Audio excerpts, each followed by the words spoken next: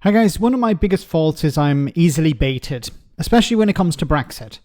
So when former Tory MP and arch-Brexiteer Simon Clarke posted this clip on social media, I was a tad upset that I couldn't reply to him.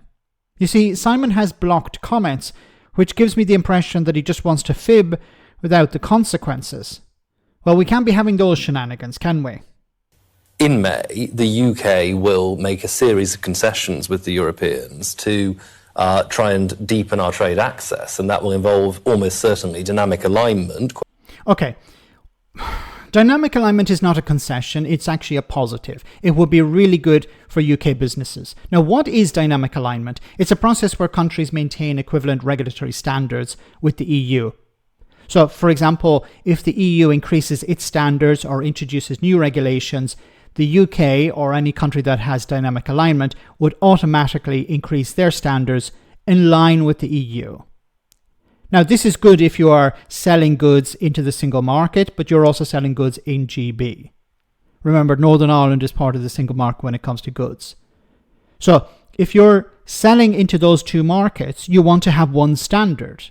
You want to have certainty. We've seen over the last number of weeks how it's not just tariffs that Donald Trump is imposing, which is creating a lot of problems for businesses and people, but also the uncertainty of that. Businesses hate uncertainty. So dynamic alignment would not eliminate uncertainty, but it would certainly reduce it. Quote unquote, which means rule taking. The UK is already a rule taker. So this is extremely disingenuous and dishonest from Simon Clarke here, because he's trying to suggest that, look, if we have dynamic alignment, it means that we're a rule taker. But the UK is already a rule taker because it's not in the EU. You're not at the table writing the rules. So adopting a dynamic alignment will not change the current situation. The situation is terrible. Dynamic alignment would make it less terrible. On a large number of areas, particularly connected to agriculture and fisheries, where we had done our damnedest to keep us outside the EU when we... Wasn't that a wonderful idea? Let's do our damnedest to keep us outside the EU and make it as difficult as possible for businesses, both importers and exporters. We were in government. We did that for good reason, because there's no point to leaving the European Union and then being subject to its rules. You're right. As he said. Oh my goodness. Once again, you're outside, so you're subject to its rules. You're a rule taker. Either in with the benefits of market access and a voice at the table, or you're out with the ability to do things differently and cleanly on a global basis, where the government risks... Okay. So what he's talking about here cleanly is obviously trade deals. Now, how have these trade deals worked out? Well, ask farmers about the New Zealand or Australia trade deals. There's talk of a US trade deal, and I've mentioned before how it would be a disaster.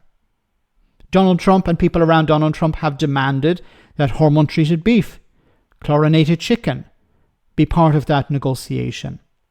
And once again, the US is in a stronger position to demand concessions than the UK.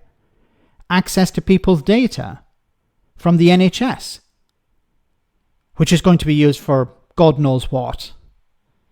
So while the government may say, look, we're not going to allow hormone-treated beef, or we're not going to, but we still want a trade deal, I don't see how you square that circle.